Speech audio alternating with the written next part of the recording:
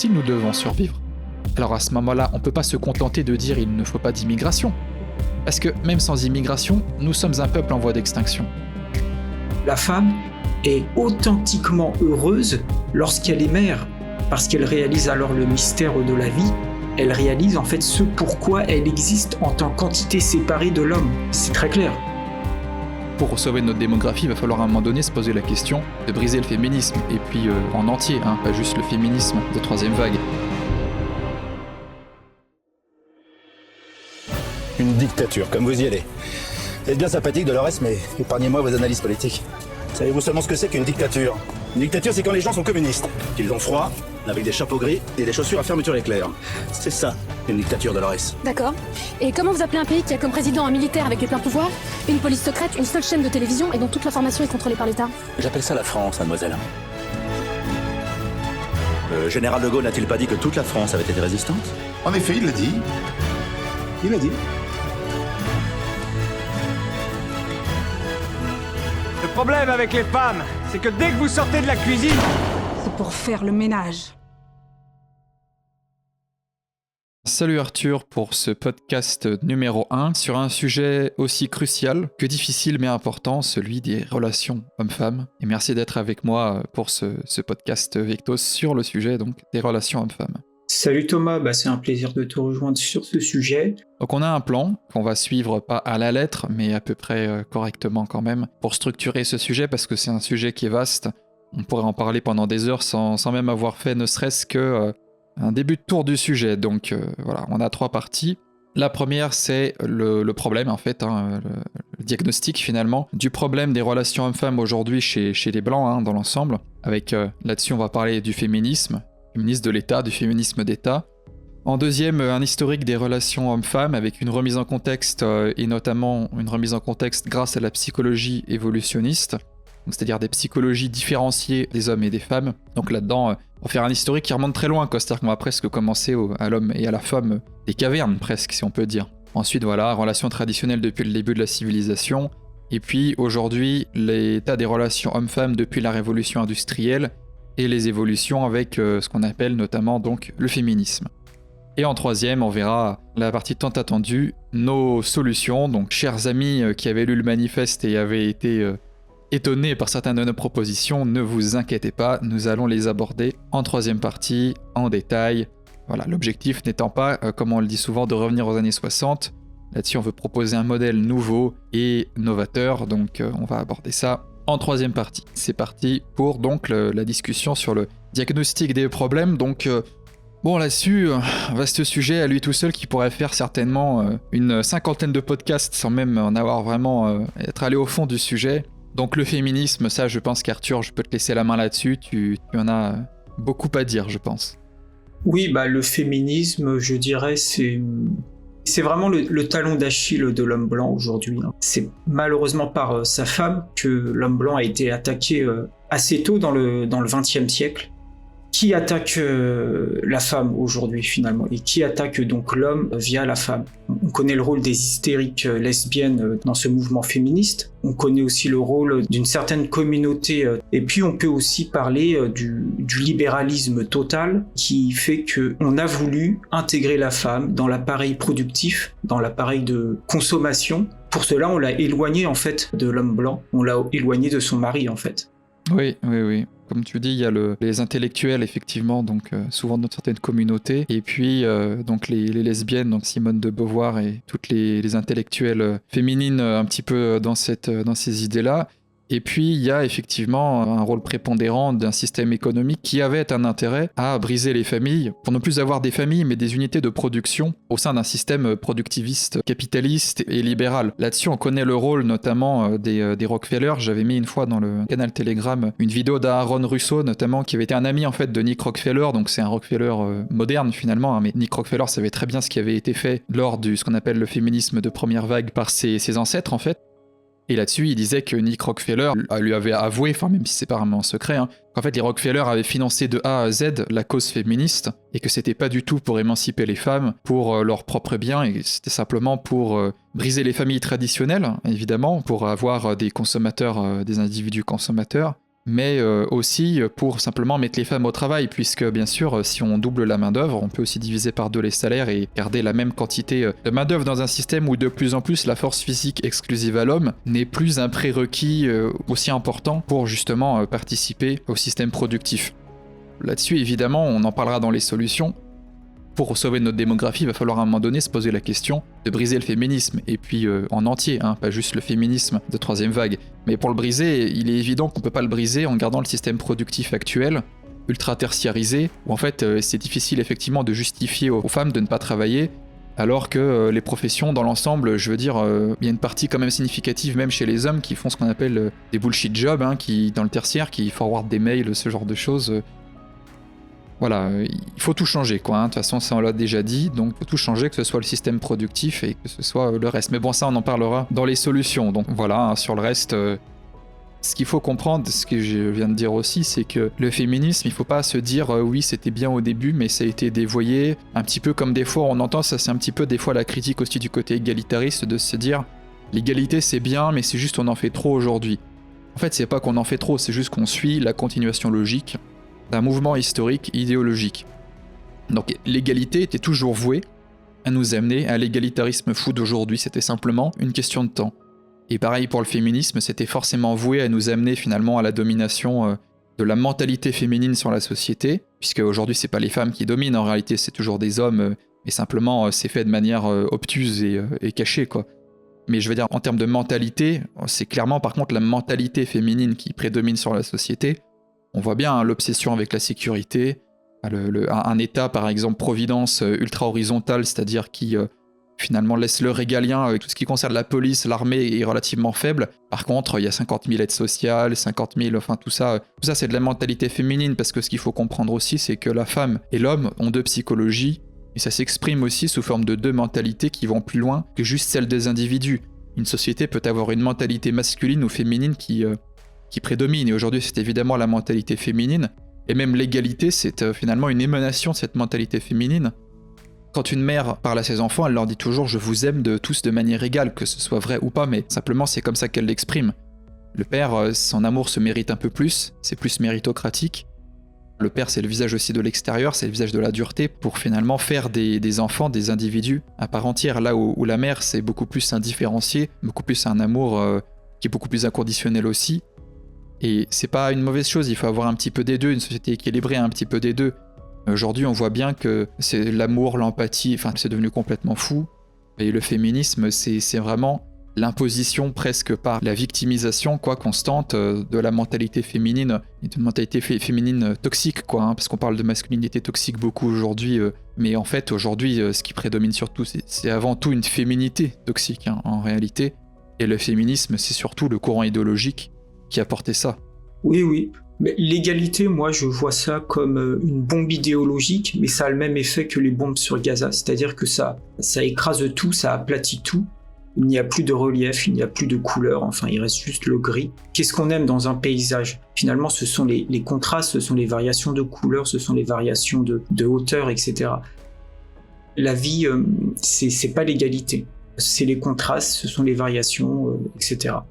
Ensuite, au sujet du féminisme, comme on le dit dans le manifeste, la réalité de l'homme, avec un grand H, elle va par 2 polarités, c'est-à-dire l'homme et la femme, avec un petit H et un petit F. Et donc le féminisme, ça revient finalement à vouloir détruire l'homme en séparant ces 2 polarités, en voulant faire de l'homme éventuellement un être hybride. Enfin, on voit bien tout ce qui vise à déviriliser l'homme, notamment via le mouvement LGBT qui est promu. Et on voit aussi évidemment le féminisme vouloir masculiniser les femmes. Et ça, c'est la destruction de la vie. C'est-à-dire que c'est vraiment un barbarisme atroce.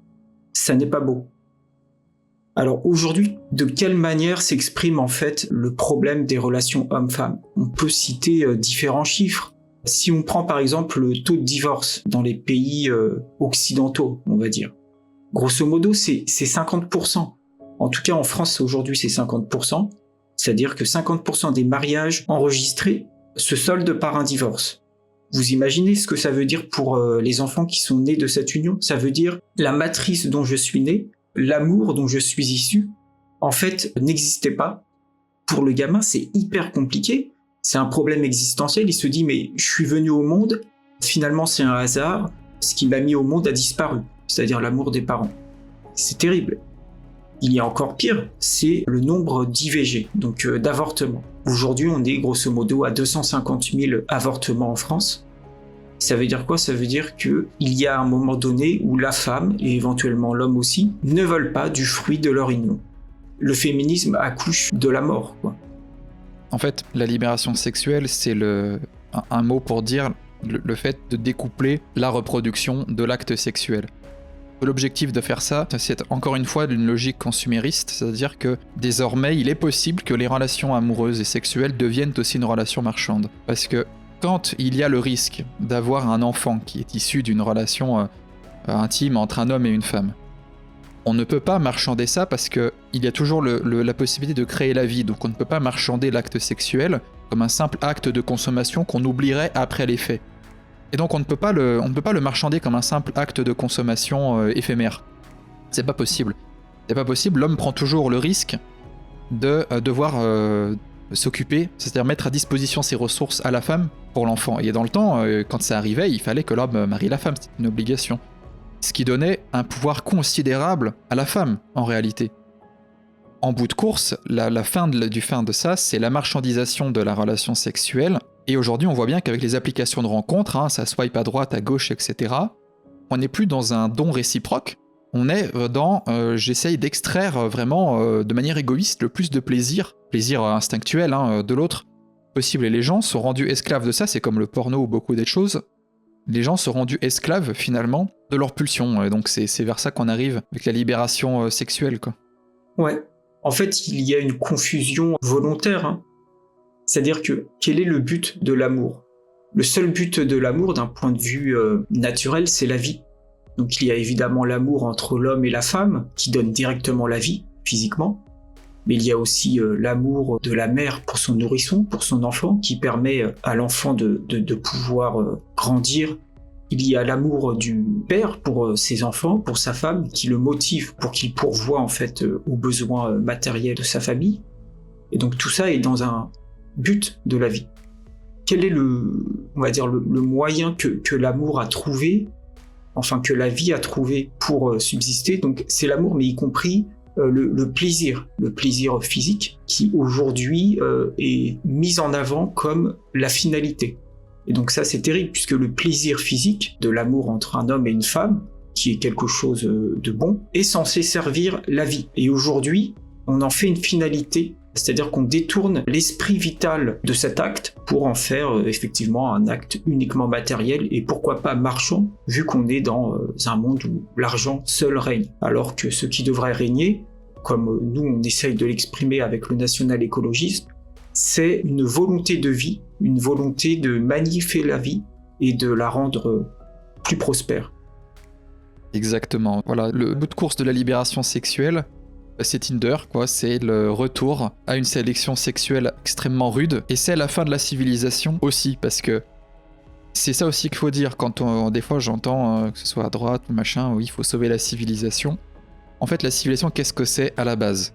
La civilisation, au tout début, c'est l'alliance des hommes entre eux pour créer un ordre collectif supérieur. C'est ça que c'est en fait la civilisation.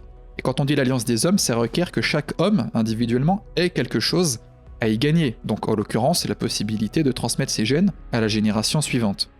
C'est ça qu'on appelle l'alliance des hommes, et c'est la base, c'est le socle en fait, de la civilisation. Alors après, il y a des civilisations où il y a une forme de polygamie qui est en place, mais bon, en règle générale, il faut quand même qu'une masse critique d'hommes ait quelque chose à gagner au sein dans la civilisation, et c'est-à-dire quelque chose à gagner, voilà, une femme, dans l'ensemble. Oui, il y a nécessité qu'ils se sentent directement concernés par le projet collectif. Et ça passe par avoir d'abord un projet au niveau individuel et familial.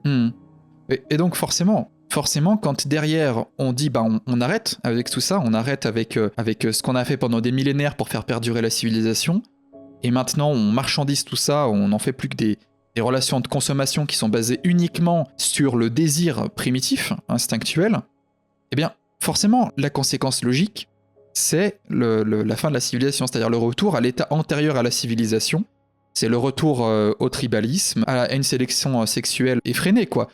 De sélection sexuelle effrénée, d'autant plus que ce qu'il faut bien comprendre, c'est qu'aujourd'hui, les femmes ont la possibilité, du fait du système de production moderne, de gagner de l'argent toutes seules et d'avoir un statut plus ou moins toutes seules. Donc, bon.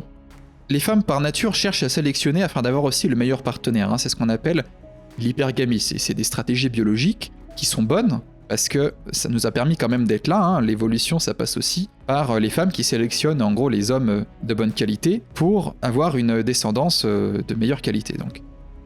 Mais aujourd'hui, le problème, c'est que sur quoi est-ce qu'elles sélectionnent ? Sauf si vraiment il y a une différence énorme, c'est-à-dire que sauf si vous êtes Jeff Bezos, elles peuvent pas sélectionner sur le statut, et elles peuvent pas sélectionner sur les ressources. Parce que dans le temps, les femmes n'allaient pas chasser, et le statut était lié finalement à ce qu'on pouvait amener au groupe. Donc c'était les hommes qui avaient le statut, pas les femmes. Donc aujourd'hui, elles sélectionnent sur finalement des critères de désir biologique. Donc dans l'ensemble, c'est de plus en plus sur le physique. On voit bien avec Tinder. Alors j'entends des fois des gens dire oui, Tinder c'est pas représentatif de la réalité. Peu importe que ce soit représentatif de la réalité ou pas, effectivement, on a plus de chances de trouver une femme si on est physiquement moyen dans la réalité que sur Tinder.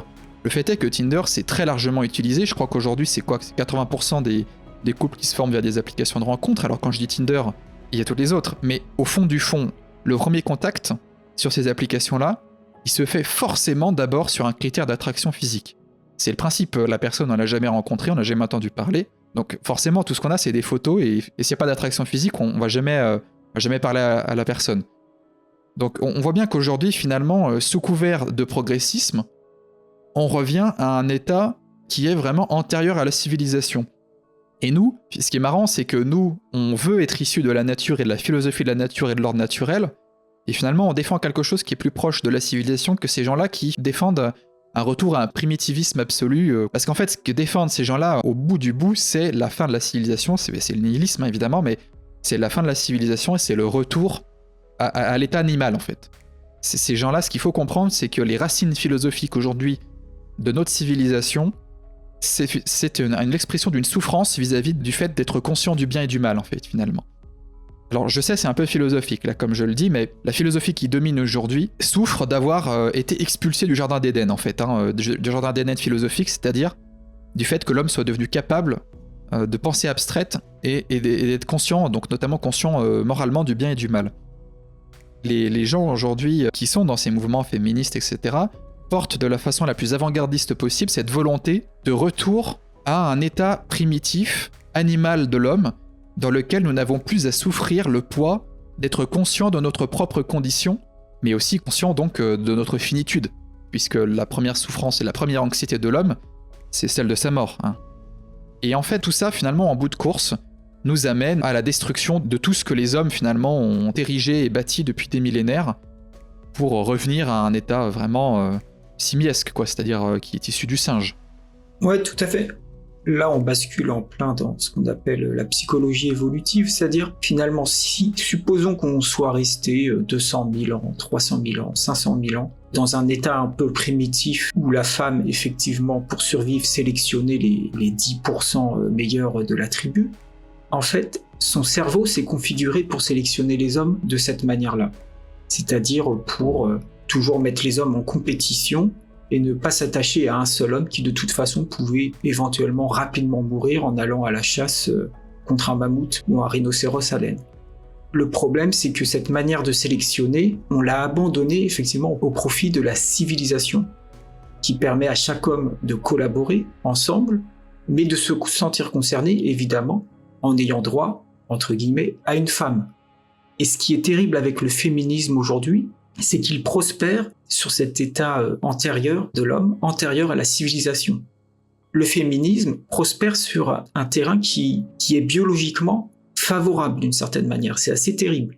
Il faudrait certainement patienter encore quelques dizaines de milliers d'années au minimum pour que notre cerveau se configure complètement dans la civilisation et donc la sélection des partenaires comme la civilisation le veut. Mais c'est pas le cas pour le moment. Donc, en fait, la civilisation est fragile parce que biologiquement, on n'est pas complètement aligné avec ce qu'on essaye de construire. C'est pour ça donc que le féminisme et ceux qui ont promu le féminisme veulent nous faire revenir à un état barbare, tout simplement. Oui, plus que barbare, un état animal, un état animal. Mais la civilisation en soi est une extension de l'ordre naturel. Elle est issue d'une stratégie consciente des hommes, puisque le mécanisme de l'évolution nous a donné la conscience. Enfin, la conscience, l'intelligence consciente et abstraite, de façon à pouvoir répondre aux nombreux défis de notre environnement. C'est le propre de l'homme, de l'être humain, de l'homo sapiens. Mais la civilisation est finalement l'évolution de cette conscience-là vers une organisation collective de plus en plus complexe, de façon à toujours mieux maîtriser notre environnement et à faire prospérer la vie. Normalement, la civilisation, c'est censé être ça, et c'est parfaitement compatible avec l'ordre naturel bien compris. Bien sûr, ça implique quand même des tensions entre des instincts animaux et des instincts, disons, on appelle les instincts supérieurs, c'est-à-dire les instincts pas forcément rationnels, mais en tout cas les instincts d'ordre moralement plus élevé, quoi. Finalement, aujourd'hui, le défi principal, c'est comment intégrer l'augmentation croissante de la conscience de l'être humain dans un système qui soit bon pour lui. Et en fait, tous les féministes, tous ces mouvements idéologiques-là, qui relèvent objectivement d'un cycle historique qu'on peut qualifier de décadent, sont des gens qui disent en fait, tout ça génère de la souffrance, cette volonté d'aller vers plus de complexité. Donc, nous devons, puisque cette complexité est insoutenable, nous devons retourner 20 000 ans en arrière, quoi. Et ils ne le disent pas explicitement, hein. Bien sûr, ils mettent ça sous le couvert de progrès, mais comme d'habitude, tout est inversé, donc en fait, en réalité, c'est complètement l'inverse, quoi. Nous, ce qu'on dit, c'est cette complexité, nous pouvons la gérer, nous pouvons la mettre en accord avec les défis de la modernité. Nous pouvons en faire une synthèse pour demain emmener l'humanité plus loin et la mettre en accord avec les principes de la vie. Nous, c'est ça qu'on dit. Alors bien sûr, évidemment, c'est beaucoup plus difficile de vouloir faire ça que de dire on va retourner en arrière de 10 000 ans, parce qu'il est toujours plus facile de détruire que de construire. Mais bon, il en faut bien toujours pour essayer de construire. Bon, il y a quelque chose qu'on n'a pas abordé par contre dans le problème des relations hommes-femmes chez les Blancs, qu'on avait mis dans le plan, c'est ce qu'on appelle les phénomènes incel en anglais. Là-dessus, évidemment, le fait est que les femmes ont une stratégie de sélection, donc je l'ai déjà dit, qui est l'hypergamie. Bon, ça c'est bien établi, hein, toutes les études le prouvent, ça fait partie de la psychologie profonde des femmes, mais ce n'est pas une mauvaise chose dans un état, disons, relativement plus primitif. Le problème, c'est que, évidemment, quand les femmes sélectionnent entre 20%, 10%, même des fois 5% quand c'est vraiment rude, des hommes, ça veut dire qu'il y en a 80% ou 10% qui sont laissés sur le carreau. Alors aujourd'hui, c'est pas évident parce qu'il y a encore des générations plus anciennes pour lesquelles c'est pas trop le cas encore. Et puis parce qu'en réalité, on n'est pas non plus tout à fait encore retourné à un état de nature. Mais les statistiques le montrent, hein, il y a une augmentation évidemment. Je crois que c'était des statistiques qui disaient le nombre d'hommes qui n'ont pas eu de relations sexuelles dans, je crois, les 3 dernières années, un truc comme ça. Et il y avait la même stat pour les femmes.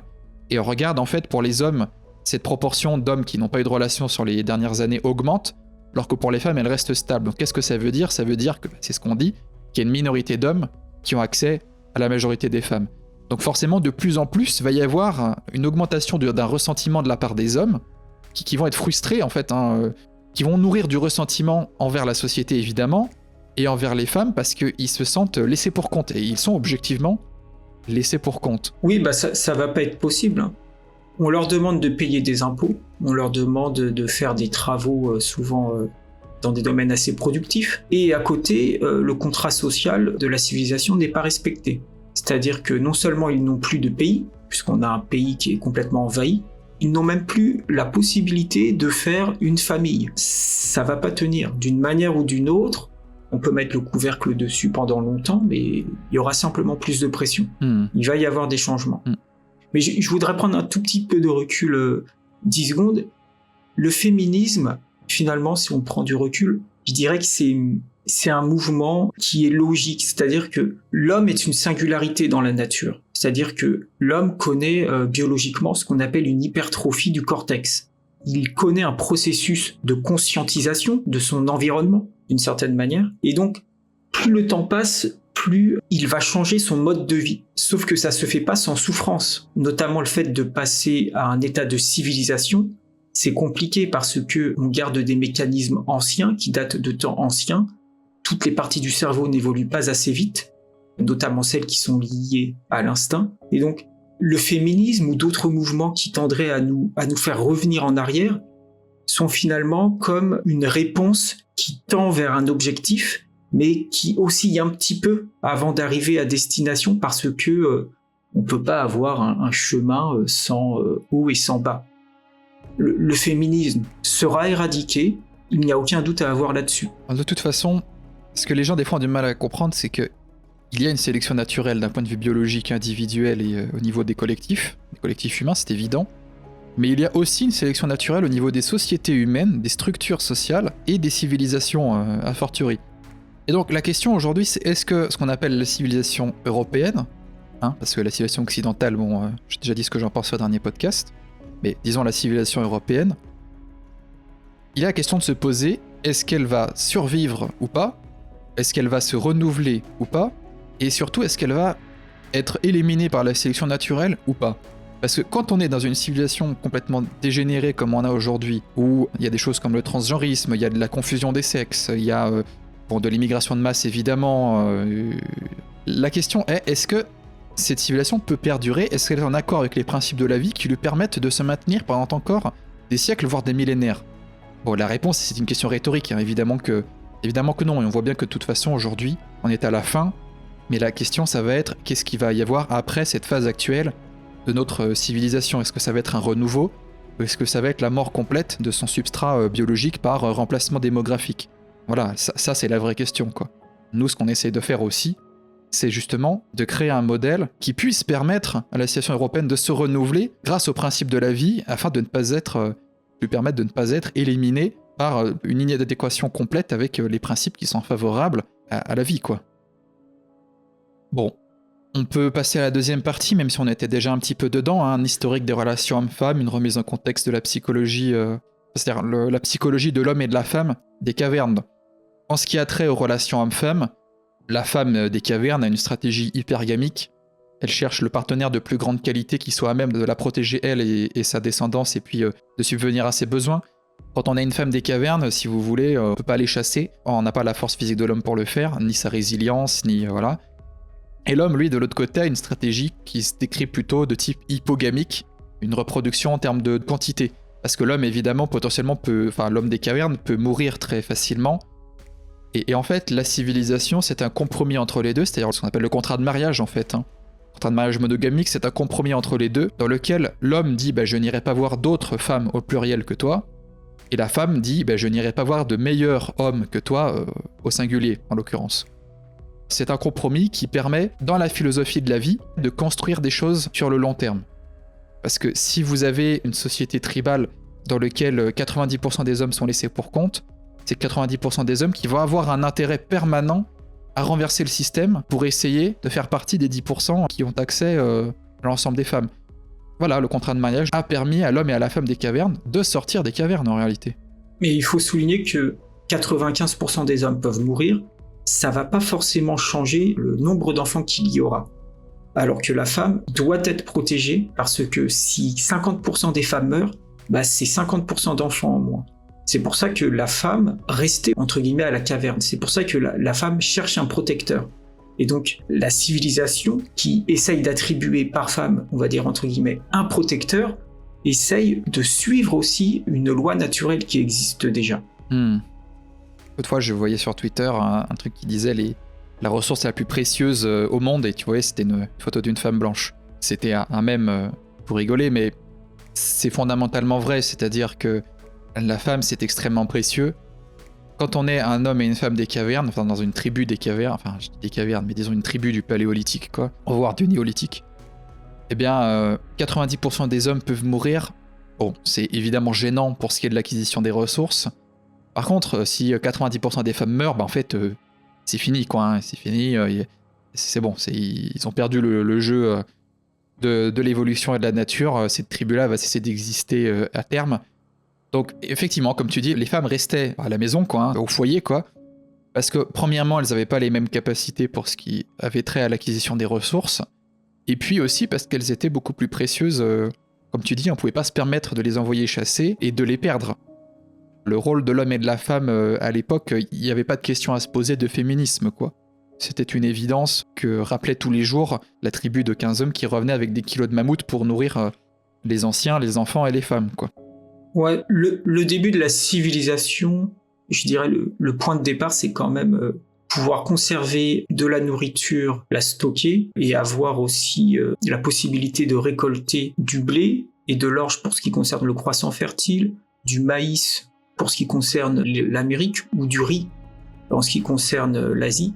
Ça a permis en fait de stocker de la nourriture à haute valeur calorique pour passer les mauvaises saisons, pour passer l'hiver.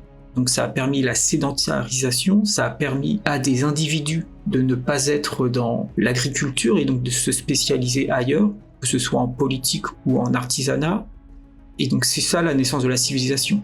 Mais avec ça, effectivement, pour que chaque homme se sente concerné, impliqué et travaille pour le bien de la cité, il fallait effectivement un contrat social qu'on appelle le mariage, quoi. Oui. Bon, sur la relation traditionnelle, évidemment, la femme est liée à un homme. Ça, il faut le dire, et ça, on l'abordera à la fin aussi de manière plus détaillée dans nos propositions et nos solutions. Mais la femme est toujours liée à un homme, que ce soit son père, son frère aîné à la mort du père, ou son mari lorsqu'elle se met en ménage. Là-dessus, c'était une nécessité qui est issue de la mentalité originelle, en fait, du paléolithique, c'est-à-dire que la femme a toujours besoin d'un protecteur. Oui, la femme a besoin d'un protecteur, bien sûr, d'un point de vue physique, notamment si on remonte à des périodes de violence, mais aussi la femme a besoin d'un complément psychologique pour faire face aux dangers, parce que la psychologie de l'homme et de la femme se complètent pour affronter la vie. La femme a un instinct pour beaucoup de choses, notamment un instinct maternel pour s'occuper des enfants et donc faire fructifier la vie. Et l'homme a un instinct, en tout cas une manière d'appréhender ce qui est lié au danger, à l'imprévu, que la femme n'a pas. C'est-à-dire qu'en fait, il a plus de sang-froid dans certaines situations. Aujourd'hui, une femme célibataire, c'est vrai qu'elle est en détresse. Et c'est terrible puisque elle est en détresse parce qu'il lui manque un rocher sur lequel reposer. Et en même temps, elle satisfait éventuellement son hypergamisme primitif parce que elle croit garder le choix d'un meilleur partenaire. Et donc elle est jamais confortable psychologiquement, c'est terrible, mais c'est aussi dû à la propagande du divorce, la propagande qui magnifie la femme forte et indépendante qui reste seule. Et pendant ce temps-là, l'homme célibataire, lui aussi, souffre. Il souffre éventuellement de ne pas voir ses enfants, mais il souffre de ne pas avoir son complément dans sa vie qui a un équilibre, tout simplement, psychique. Oui. Donc bon, après, sur l'historique des relations traditionnelles depuis le début de la civilisation, on va surtout se concentrer sur l'Europe. Et ça, j'ai un article qu'on va certainement sortir un peu après le podcast qui en parle, qui a été rédigé par un sympathisant de Vectos. Et en fait, vis-à-vis de cette notion de protecteur, en fait, ça a toujours été le cas sous diverses institutions. Il y avait évidemment le pater patrias dans la Rome antique, et c'était aussi le cas chez les Germains de l'époque et chez les Celtes. Il y avait toujours cette notion d'une femme est forcément liée à un homme qui la protège, la stabilise, et comme tu le disais, lui sert de complément psychologique. Lorsque les Germains ont fait tomber l'Empire romain, eux ils avaient un système qui s'appelait le Mundrat, où en fait une femme était systématiquement liée à son Mund, c'est-à-dire en fait son tuteur. C'est le mot germain allemand pour tuteur, Mund. Et Mundrat, c'est l'institution du tutorat.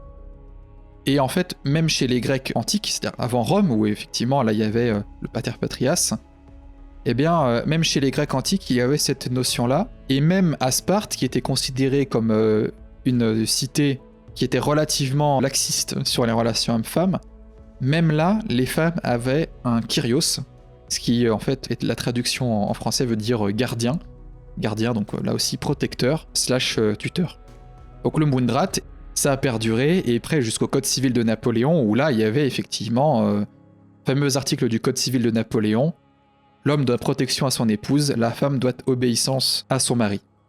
Et en réalité, ça a été la norme depuis des millénaires, et c'est une nécessité pour pouvoir avoir la civilisation. Les psychologies de l'homme et de la femme sont différentes et complémentaires. La femme est par nature plus émotionnelle, elle permet à l'homme d'apprécier la vie à bien des égards, elle permet aux enfants de se sentir protégés, aimés, elle permet énormément de choses. La femme, la vraie féminité, c'est quelque chose qui est magnifique, hein. Je le pense sincèrement. On ne mettra pas dans notre bouche un discours anti-femme, mais il faut reconnaître que cette émotionnalité est aussi une instabilité et qu'elle a besoin de l'homme pour la guider. En fait, il y a quelque chose que les gens ne veulent pas voir aujourd'hui, c'est que, en fait, tout simplement, les femmes ne savent pas ce qu'elles veulent elles-mêmes. Elles ont besoin des hommes pour interpréter les situations, interpréter leurs émotions aussi.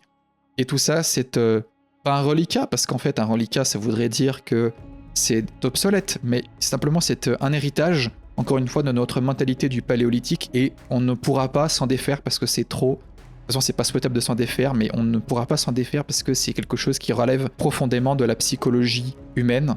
La femme a besoin d'un homme pour interpréter son environnement. Parce que, encore une fois, là, si on revient au paléolithique, au mésolithique, l'environnement est dangereux, il est imprévisible. La femme a besoin de l'homme qui, lui, est plus terre-à-terre, et elle a besoin de lui pour pouvoir interpréter son environnement et savoir comment y réagir. Aujourd'hui, quand on dit les femmes sont instables émotionnellement, elles sont surtout instables émotionnellement vis-à-vis d'un environnement qui est imprévisible.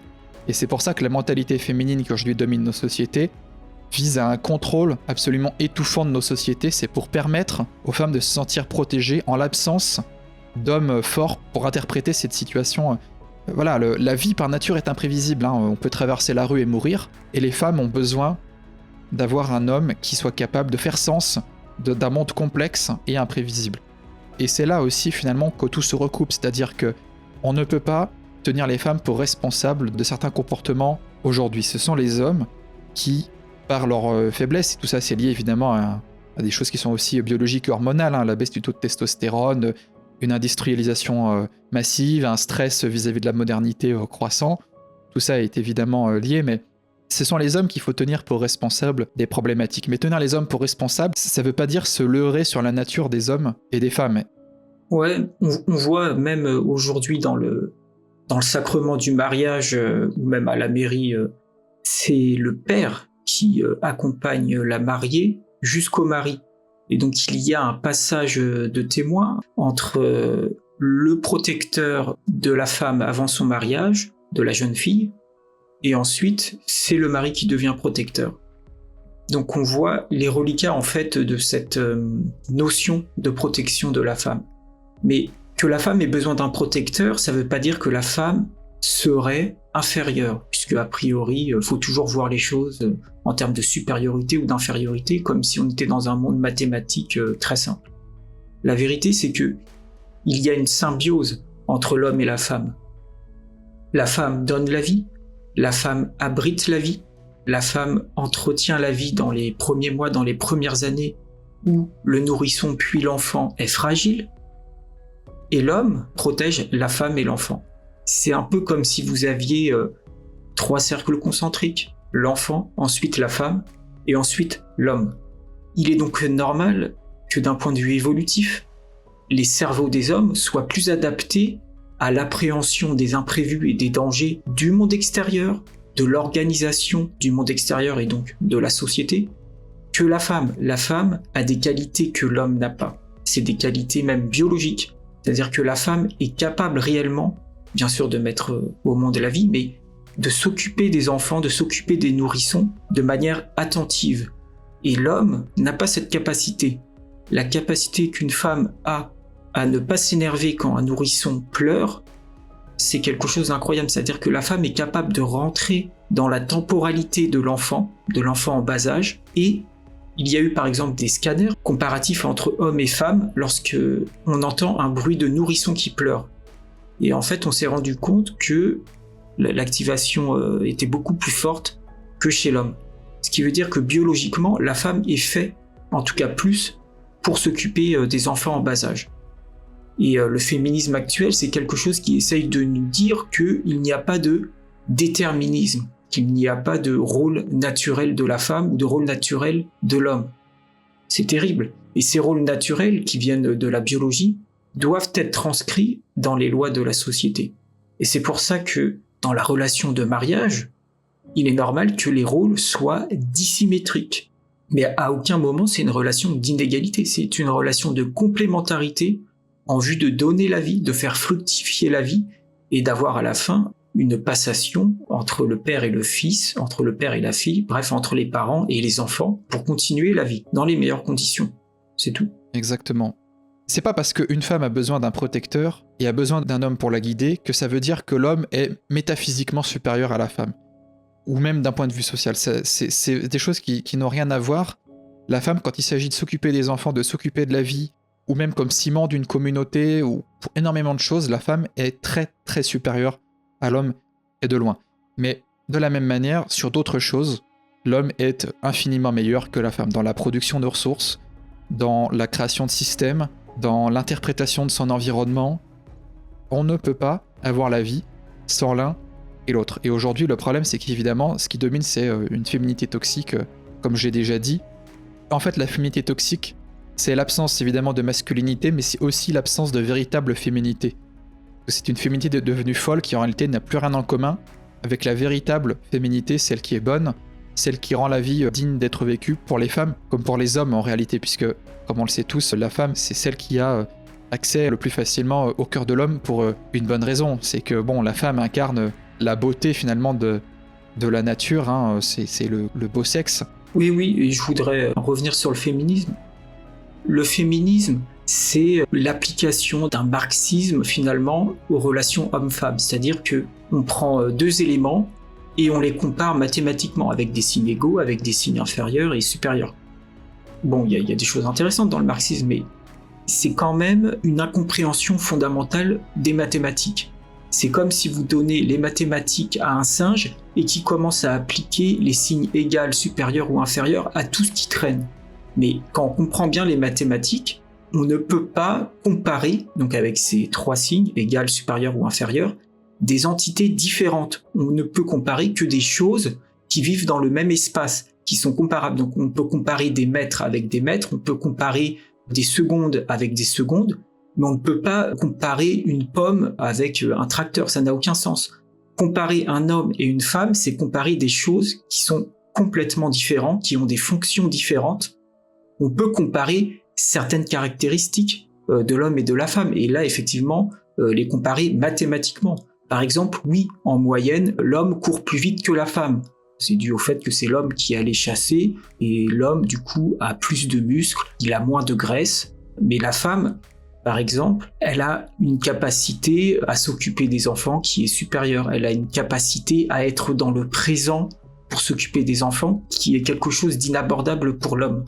L'homme, souvent, a tendance à trop se projeter dans le futur et en oublie même l'attention qu'il faut pour faire fructifier la vie au présent. Là, on peut mettre des signes égalité ou supérieur quand on est dans la nuance, quand on est dans la réalité scientifique et qu'on la comprend.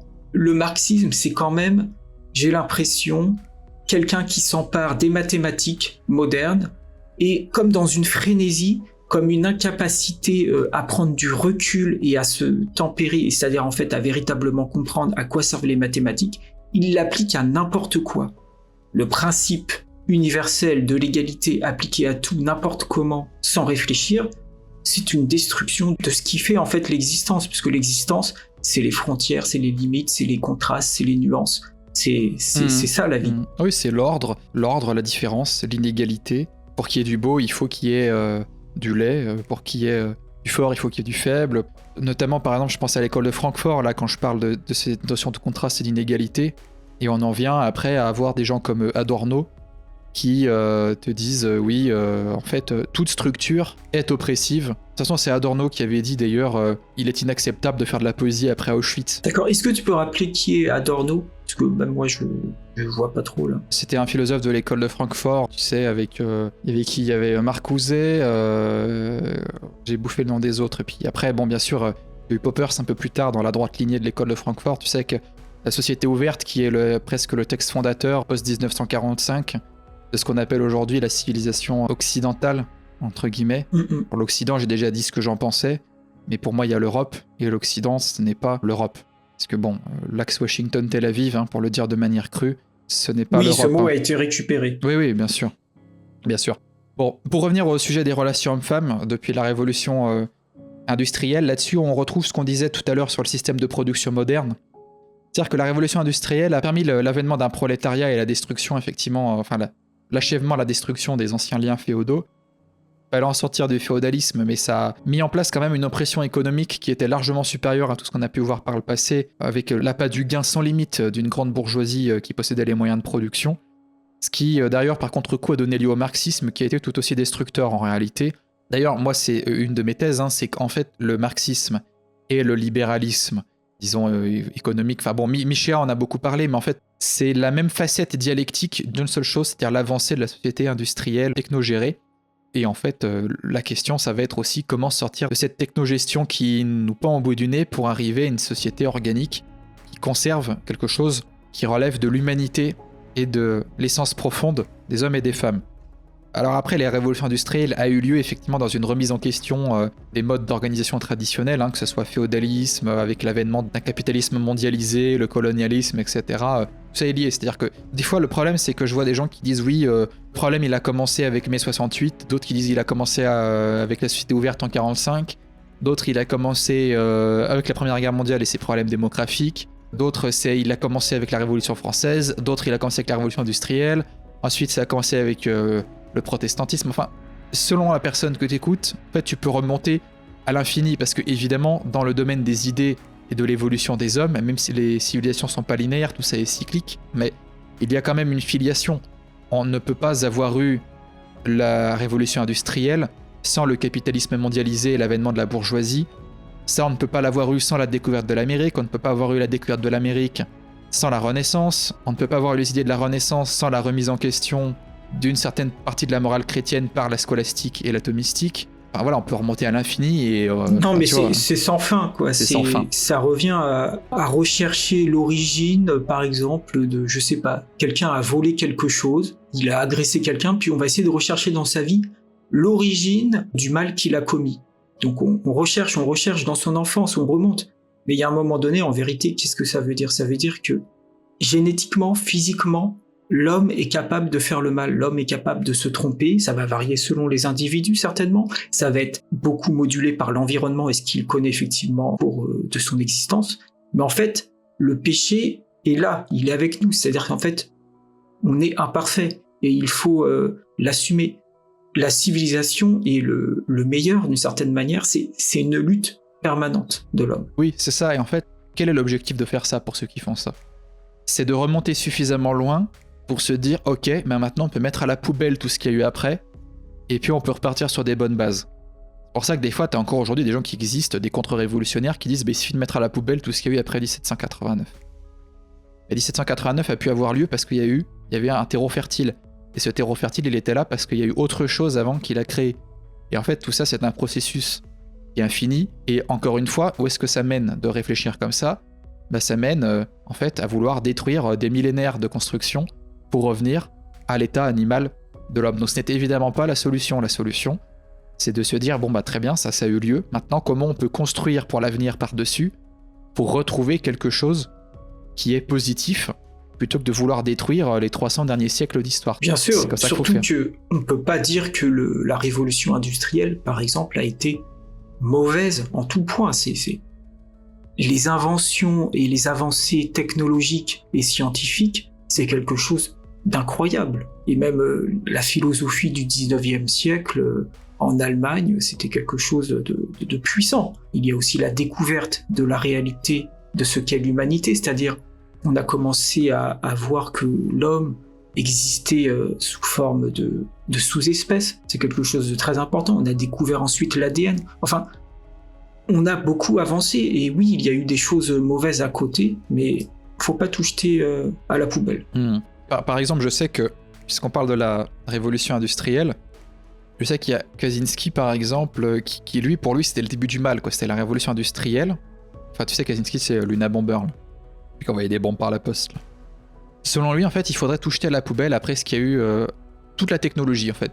Le problème de réfléchir de manière binaire en se disant on ne peut pas avoir la technologie sans avoir les conséquences de la technologie, la dégradation du tissu social humain, la perte du sens de la vie et l'évolution de l'humain vers quelque chose qui est de l'ordre de l'insecte, quoi. Tu vois, c'est-à-dire que la technologie nous emmène vers le statut d'insecte au service d'un système technique tout puissant qui est le véritable maître des humains et pas l'inverse. Selon la philosophie de Kaczynski, on ne peut pas avoir la technologie comme un outil. C'est impossible. Si on a la technologie, inévitablement, elle finira par dominer l'homme, par les impératifs qu'elle pose à la société et à l'organisation de la société humaine. Ouais, bon, c'est compréhensible ce genre de réaction. C'est compréhensible. Mais il aurait dû aller vivre avec les Amish, puisque les Amish ont appliqué ce que lui voulait. Ah mais il vivait dans une cabane comme un ermite tout seul au fin fond. Je sais plus quand il était aux États-Unis, mais bon. Bref, tout ça pour dire que je pense que c'est quand même beaucoup trop pessimiste de dire ça et qu'on peut en réalité concilier la technique et une société organique humaine. Bon, qu'en dire sur la révolution industrielle et sur les relations hommes-femmes ? La révolution industrielle permet à la femme désormais de travailler au même titre que l'homme. Et le fait que son environnement soit moins dangereux lui permet aussi effectivement de ne plus avoir strictement besoin d'un homme, que ce soit pour l'acquisition des ressources ou pour la protection. Donc effectivement, la révolution industrielle de ce point de vue-là, en amenant le système de production moderne main dans la main avec le capitalisme, a été un catalyseur finalement de la dégradation de la structure normale des relations entre hommes et femmes. Oui, c'est-à-dire que c'est l'argent qui devient le maître mot de la société. Avant, c'était Dieu, et donc derrière Dieu, il y avait toutes les valeurs que ça véhiculait, notamment un certain ordre de la vie, c'est-à-dire un certain respect de l'ordre naturel, bien que ce soit indirect. Mais le règne de l'argent amène en fait la société à s'orienter uniquement vers le profit et non pas vers l'entretien de la vie, la magnification de la vie et son effervescence. Le règne de l'argent peut notamment, s'il le faut, conduire à détruire la famille, ce qui a été le cas. Oui, effectivement, la révolution industrielle et puis tout ce qui s'est accompagné a amené un changement d'élite, puisqu'avant c'était l'élite aristocratique féodale qui était basée sur la dynastie, c'est-à-dire la transmission et la filiation.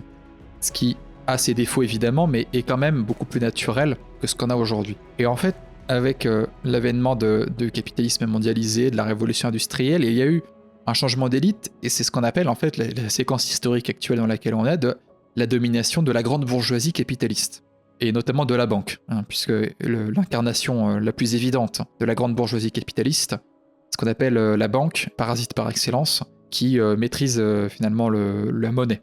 Mais le problème de ça, c'est que la mentalité bourgeoise liée à l'appât du gain n'est plus centrée autour de l'affiliation, tout du moins plus maintenant, parce qu'au début elle l'était encore un petit peu avec les patrimoines à transmettre, maintenant c'est de moins en moins en réalité.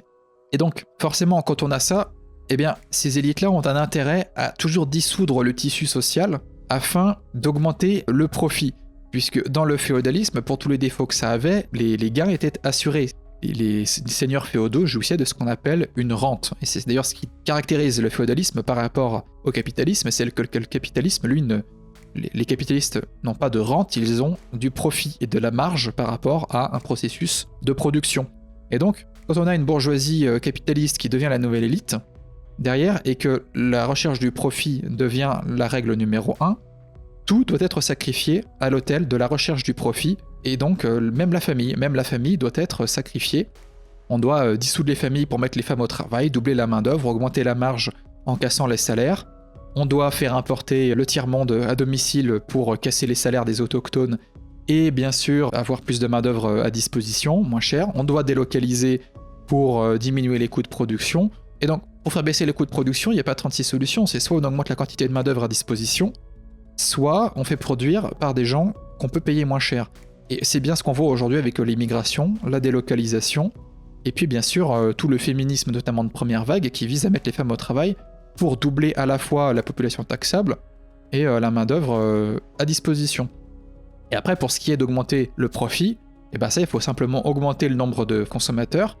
Et là aussi, le fait de détruire la famille permet d'atomiser les individus, de détruire leurs identités héritées et organiques, au profit d'identités de substitution, qui sont des identités qui sont liées à des objets de consommation en réalité. Aujourd'hui, l'identification individuelle et collective ne passe pas par la nation, ou par la famille, ou par l'héritage local et traditionnel, mais par l'objet de consommation et l'objet de substitution, l'équipe de foot qu'on supporte, la voiture qu'on achète, la montre qu'on a, le statut dans le système de production dont on dispose.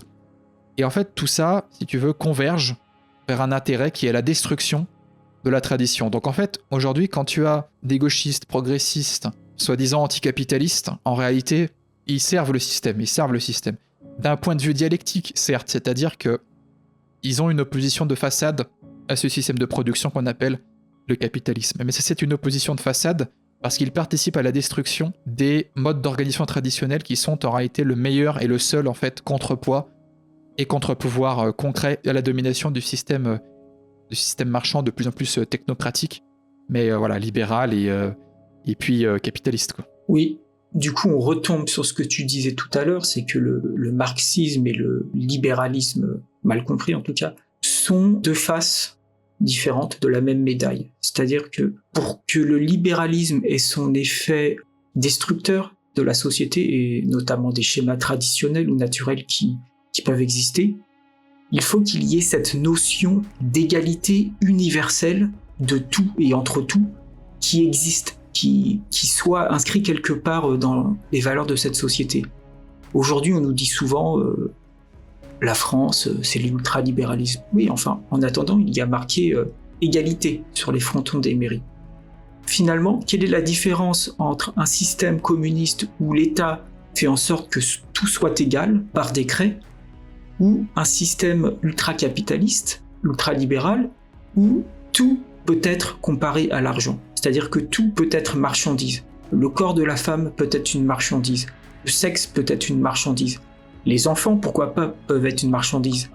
Et la manière de tout comparer à l'argent, de donner une valeur pécuniaire à tout, c'est une manière de tout écraser.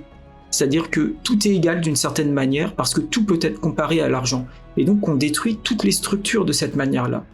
Et c'est là qu'on voit que le marxisme et le règne de l'argent se rejoignent. Oui, bien sûr, ce ne sont que les deux faces d'une même pièce, les deux oppositions dialectiques d'un même processus qui vise toujours à la destruction de la tradition et à l'avancée d'une société complètement artificielle. Complètement artificielle. C'est complètement ça. Et d'ailleurs, on voit bien qu'actuellement, de plus en plus, il y a un déclin d'une certaine élite marchande au profit d'une élite de plus en plus technocratique, et que bientôt on va aller vers une technogestion complète, une espèce de phase finale complètement enquistée de ce qu'on appelle l'Occident, voilà. Et c'est vraiment vers ça qu'on va, où, comme j'ai dit la dernière fois, tout est géré, tout est contractualisé, tout est dénaturé, tout est complètement idéologisé pour suivre les desseins, en fait, enfin les objectifs d'une élite technique et marchande, les deux. Et donc face à ça, nous, effectivement, on propose un projet qui consiste à donner à la société un autre objectif que le profit, un autre objectif que l'argent, c'est-à-dire, en un mot, la vie.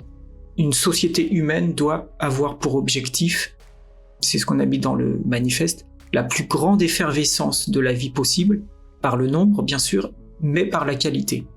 Et ce sont déjà des objectifs plus nobles, plus élevés, et plus en face avec notre raison d'être sur Terre que le profit. Exactement.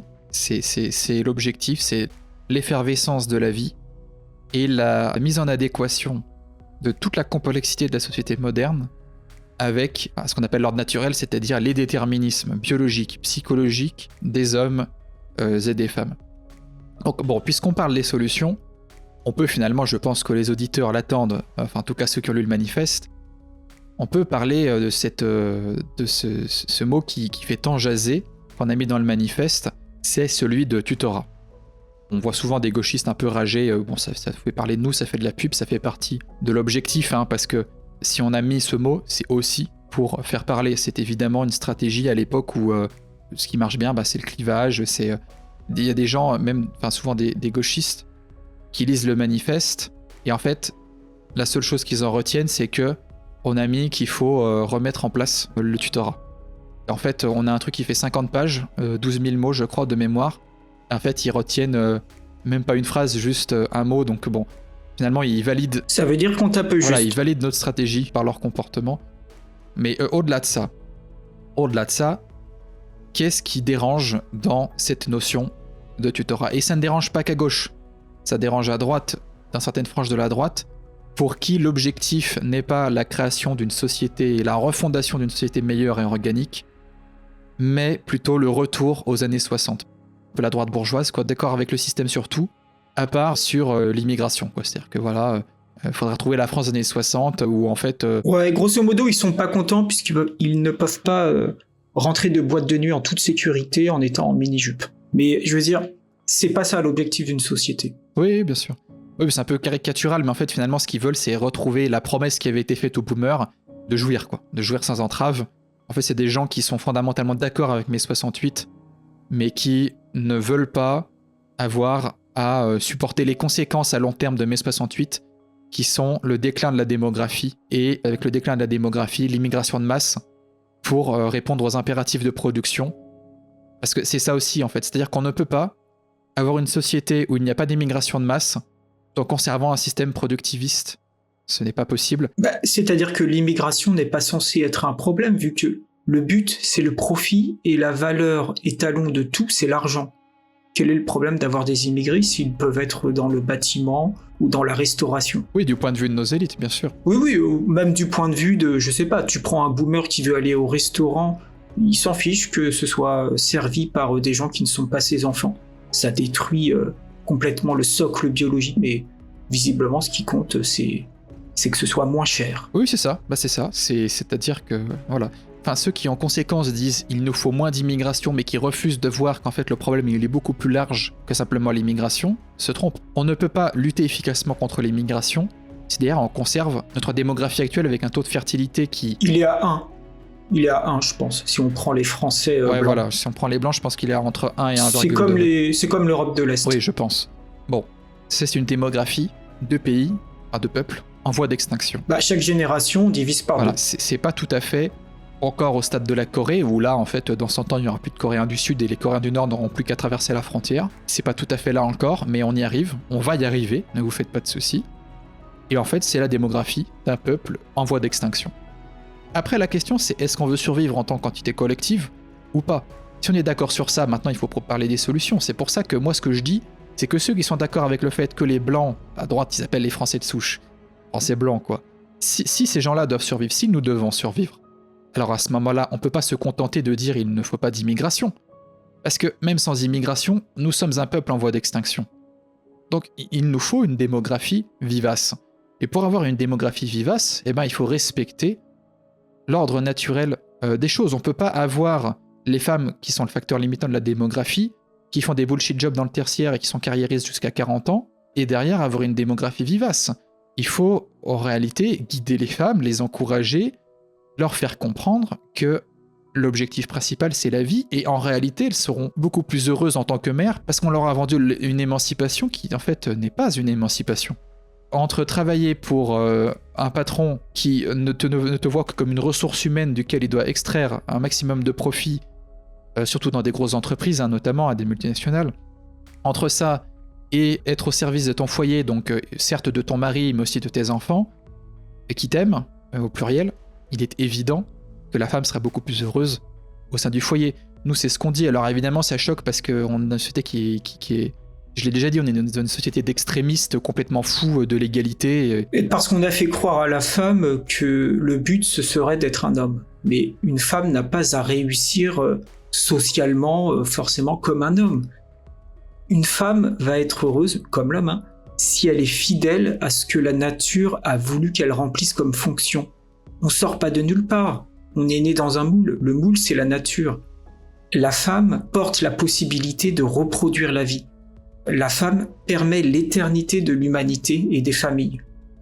Il est normal donc qu'il y ait un processus de récompense dans le cerveau qui fait que la femme est authentiquement heureuse lorsqu'elle est mère, parce qu'elle réalise alors le mystère de la vie.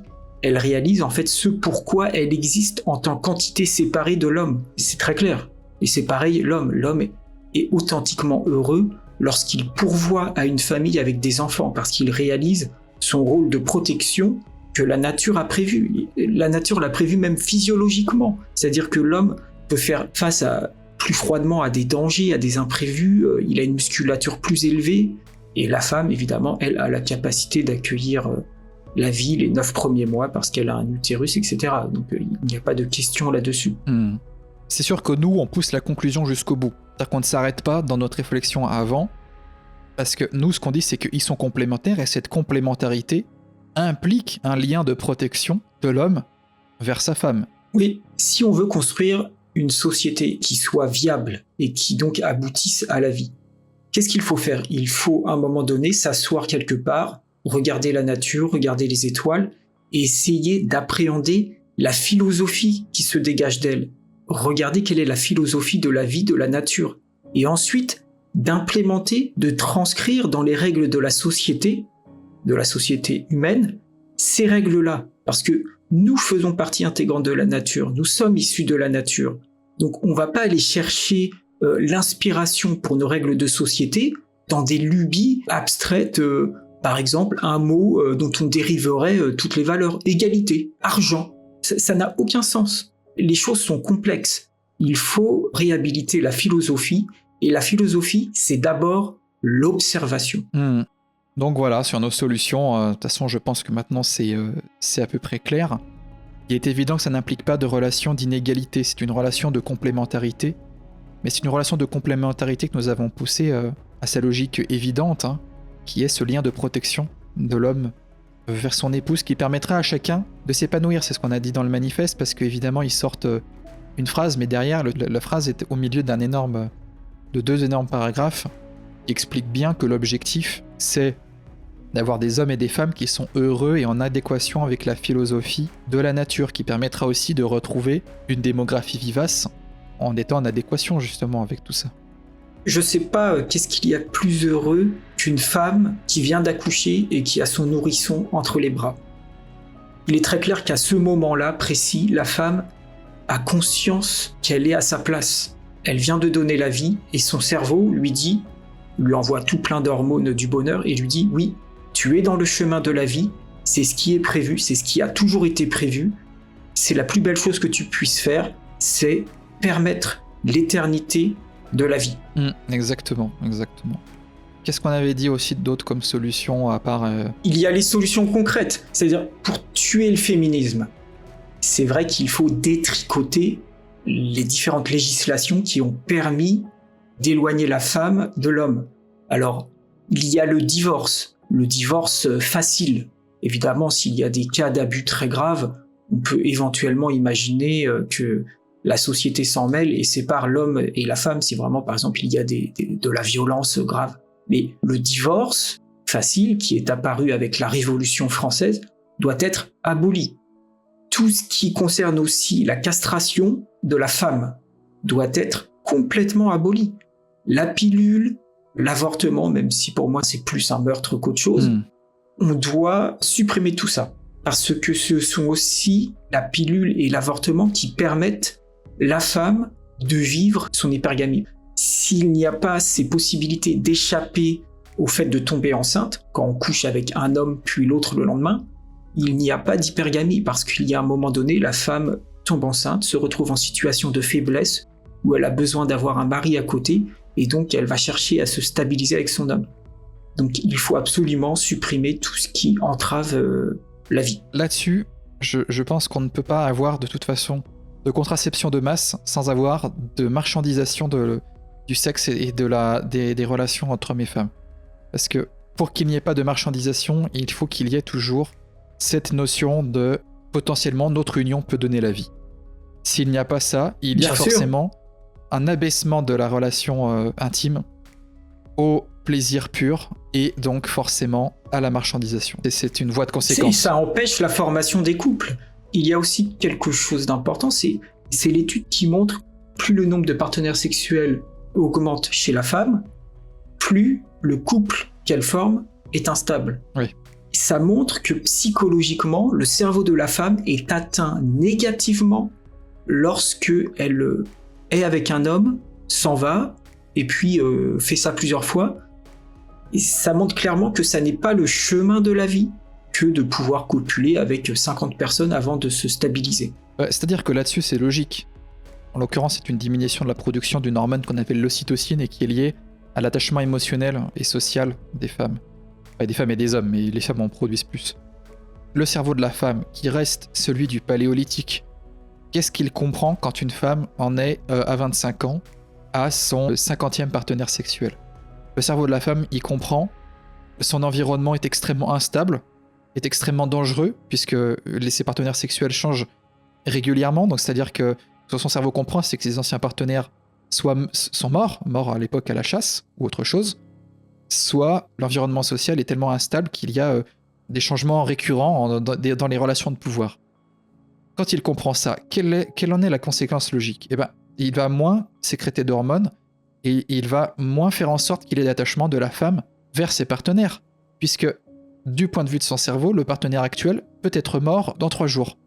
Donc, voilà, quel est l'intérêt de créer encore plus d'attachement et de souffrance psychologique dans un environnement qui est aussi instable? C'est une évidence. Donc, là-dessus, évidemment, il faut détruire tout ce dont tu parlais, quoi, le divorce facile, évidemment, bon, l'infanticide, l'avortement, la pilule, évidemment. J'aimerais quand même, s'il y a des femmes qui nous écoutent, prenez un petit peu de recul, 5 secondes, et dites-vous que vous, femmes, pour la plupart, aujourd'hui, vous marchez dans la rue, vous prenez le métro, et vous êtes quasiment toutes castrées biologiquement, enfin chimiquement, pardon.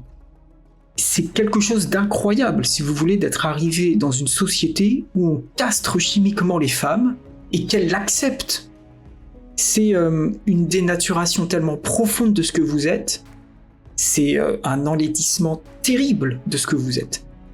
Je pense que vous avez intérêt à sortir de ça. Il est certain que la société moderne rend tout laid, ignoble, et comme tu l'avais dit dans le dernier podcast, la femme est la première victime de cet enlaidissement, mais c'est aussi parce que c'est elle qui est avant tout l'incarnation de la beauté de la nature. Donc encore une fois, plus on est haut, plus on chute, et la femme étant l'incarnation de la beauté, il est normal qu'aujourd'hui ce soit elle qui soit le plus enlaidie par cette mécanique productiviste et complètement antinaturelle qui dénature tout, inverse tout et en vient à castrer chimiquement les êtres humains sur l'autel de la consommation et... Oui, de l'hypergamie, etc. Bon, et bien voilà, on arrive à la fin de ce podcast. Nous espérons que cela vous a plu, que ce sujet vous a intéressé, que notre discussion a été pertinente. Nous vous souhaitons une bonne journée. Merci Arthur et merci pour votre écoute.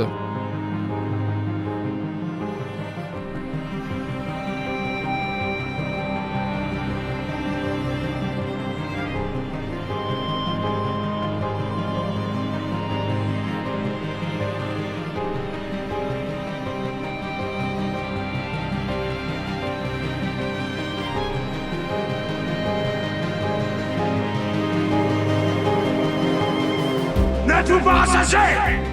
Ne vous êtes-vous pas assez divertis? N'êtes-vous pas là pour ça?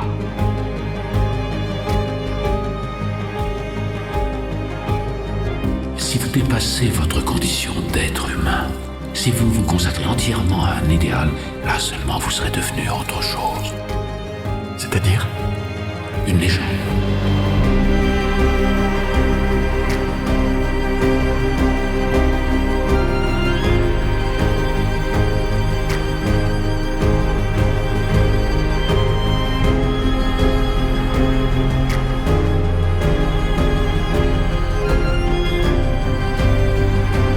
Ce que l'on fait dans sa vie résonne dans l'éternité.